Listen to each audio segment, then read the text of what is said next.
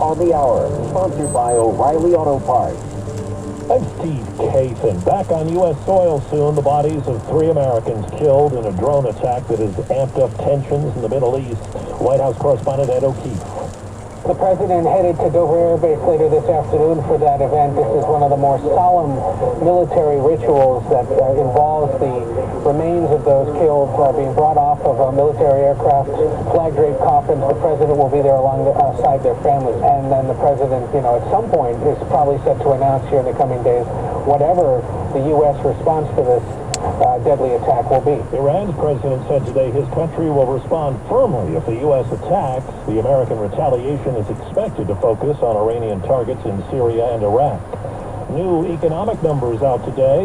CBS's Jill Schlesinger. The jobs report for January was much better than expected. There were 353,000 jobs created during the month. That is about twice the expectation. But as Mark Hamrick of Bankrate tells us, it means interest rate cuts this year could be delayed. Now, even May is in question. Inflation readings will continue to occupy center stage as the central bank looks to attain confidence that pricing pressures are coming down. Well, there could be a test vote next week in the Senate on a new immigration bill. CBS's Scott McFarland. It really can be considered a landmark piece of legislation, and we could see it in the next 72 hours. It combines 2 very difficult, very big things. Not just the border security legislation that's been discussed, the first such a bill in a generation, but also all this money for Ukraine, Israel, and Taiwan. Authorities say the pilot of a small plane reported engine trouble before crashing in a mobile home park in Clearwater, Florida. I didn't hear anything. All I seen was a white ball coming down. It is a plane. It was just a white light. It was bright. It was a big old white light just coming down, falling down. People on the ground stunned by it. Police say the pilot, 2 people on the ground, were killed. Flooded parts of California beginning to dry out after the first round of storms. Odyssey, New York meteorologist Craig Allen. Atmospheric river number 2, basically, is going to produce some devastating rainfall and some very strong winds along the coastline.